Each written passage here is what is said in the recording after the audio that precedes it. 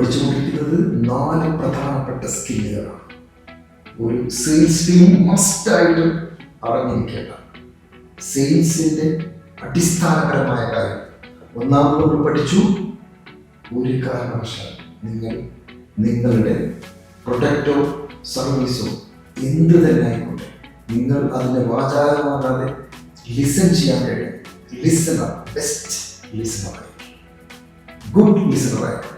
രണ്ടാമത് പറഞ്ഞു, നമ്മൾ നമ്മുടെ കസ്റ്റമറെ അങ്ങോട്ട് പറഞ്ഞു, അതായത് ഫീച്ചേഴ്സ് മാത്രം പറഞ്ഞു കൊടുക്കലല്ല, ആ പ്രോബ്ലം അനുസരിച്ച് ഫിക്സ് ചെയ്ത് കൊടുക്കുക. മൂന്നാമത്തെ ഇമ്പോർട്ടൻ്റ് ആയിട്ടുള്ളതാണ് ഇഗ്നോറിങ് ഫോളോ അപ്പ്. എന്താണ് ഇഗ്നോർ ചെയ്യുക? ഫോളോ അപ്പ് ഇഗ്നോർ ചെയ്യുക എളുപ്പമാണ്. നമുക്ക് എപ്പോഴും നമ്മുടെ ബ്രെയിനിൽ പുതിയ കസ്റ്റമറാണ് ഇഷ്ടം, പുതിയ കസ്റ്റമർ പിന്നാലെ പോകും. പുതിയ കസ്റ്റമറിനേക്കാൾ ഇമ്പോർട്ടൻ്റ് ആണ് നിങ്ങൾ കയ്യിൽ കിട്ടിയ ഒരു ക്ലയന്റ്, കയ്യിൽ കിട്ടിയ ഒരു കസ്റ്റമറെ കൊണ്ട് നടക്കുക എന്നുള്ളത്. അത് നമുക്ക് ഫോളോ അപ്പ് ചെയ്യാൻ നമുക്ക് മടിയാണ്. ചിലപ്പോൾ ഏതെങ്കിലും പോളിഷനെ ചെയ്തിട്ടല്ല, ചില മൾട്ടിപ്പിൾ വേയിലൂടെ കണക്ട് ചെയ്യാൻ നമുക്ക് സാധിക്കും. അതിന് നിങ്ങൾ കൃത്യമായിട്ട് അറിഞ്ഞിരിക്കണം.